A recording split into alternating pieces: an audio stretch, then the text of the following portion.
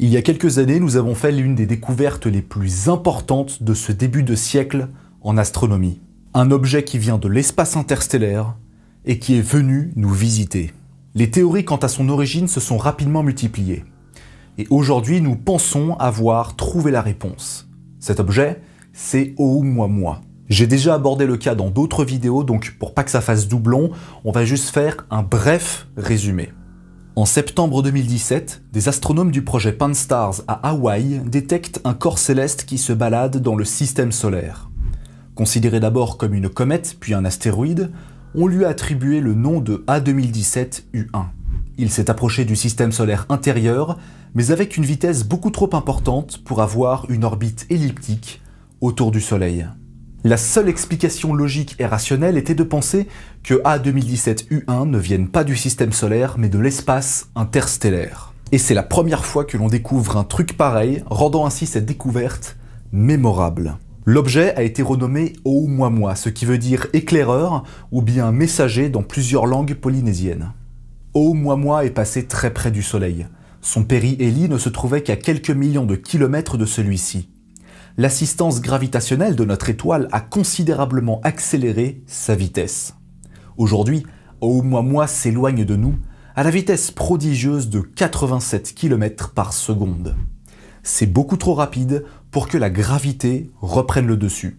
Il est donc venu nous visiter une seule fois avant de ne plus jamais revenir.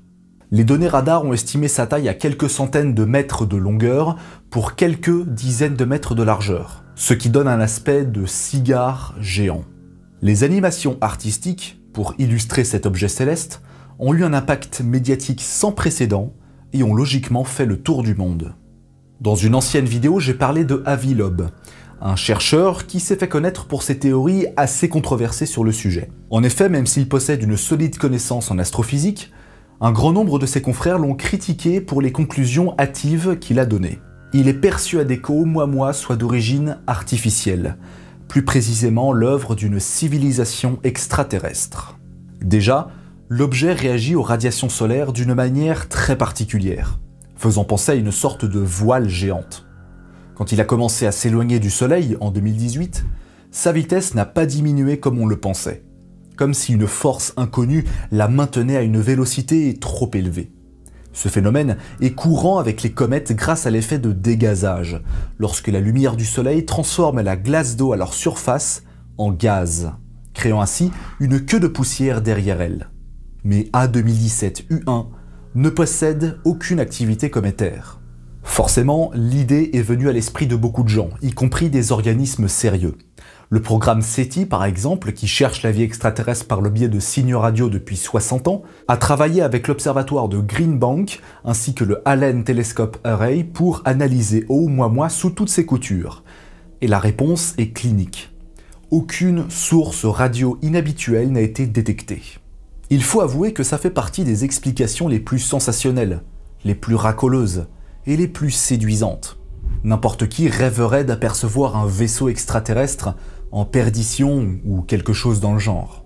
Mais il se trouve qu'aujourd'hui nous possédons une hypothèse plutôt crédible pour expliquer son origine et que c'est tout aussi sensationnaliste que l'explication extraterrestre. En cette année 2022, l'astrophysicien Steven Desch de l'Observatoire de l'Université de l'État de l'Arizona aux États-Unis, ainsi que son équipe, publient un communiqué au sein de l'Union américaine de géophysique. Ils apportent de nouvelles informations sur l'objet d'origine interstellaire, notamment sa composition et surtout sa provenance. Déjà, Oumuamua ne ressemble pas vraiment à un cigare, mais plutôt à un morceau plat et assez large, une sorte de crêpe de l'espace. Grâce aux nouvelles données radar, on peut également supposer sa composition et expliquer sa vitesse inhabituelle qui a été enregistrée 4 ans plus tôt. Ils estiment aussi que puisque le corps céleste subit un phénomène de dégazage sans pour autant être une comète, il n'y a que le diazote qui puisse permettre cela. Et si c'est le cas, alors son albédo réfléchit beaucoup plus la lumière que prévu, et par conséquent, les estimations de sa taille ont été réévaluées. On pense que l'objet est encore plus petit que prévu, et c'est pour ça que les calculs sur sa vitesse sont sans doute erronés. Donc, a priori, rien à voir avec une civilisation qui nous cache des trucs. On suppose que l'objet perd progressivement de la masse à cause de la chaleur du Soleil. Cette dernière vaporise les particules de diazote glacées qui se barrent dans l'espace à la manière d'une comète. Et c'est marrant parce que c'est la même composition chimique que la surface de Triton ou de Pluton. On suggère donc que Oumuamua vient d'une exoplanète similaire. Toutes les caractéristiques nous confirment que cela ressemble peut-être à un débris, venant d'une exoplanète qui a subi un cataclysme, comme un impact entre cette dite exoplanète et un objet tout aussi massif. À la suite d'une telle catastrophe, ce morceau a dû être éjecté tellement violemment dans l'espace qu'il a atteint une vitesse suffisamment rapide pour échapper à l'attraction gravitationnelle de son étoile. Il dérive ensuite dans l'espace pendant quelques centaines de millions d'années, ce qui explique pourquoi il aurait mis peu de temps pour traverser l'espace interstellaire. En analysant sa vélocité, on peut prédire son arrivée dans notre système solaire en 1995. Avant d'atteindre le point le plus proche du Soleil, son périhélie dans son orbite hyperbolique, en septembre 2017. Passer au plus près de la Terre 2 mois plus tard, puis repartir vers une toute autre direction, à la prodigieuse vitesse de 300 000 km/h, 1/1000 de la vitesse de la lumière.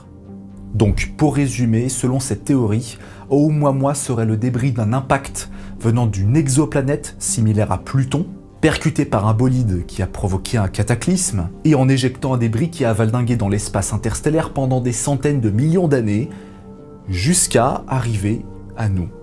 C'est à ce jour ce que l'on considère comme l'explication la plus logique et rationnelle que nous ayons.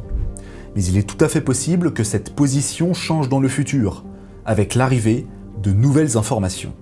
S'il y a bien quelque chose dont il faut prendre en compte, c'est la chance insolente que nous avons eue de pouvoir observer un tel astre.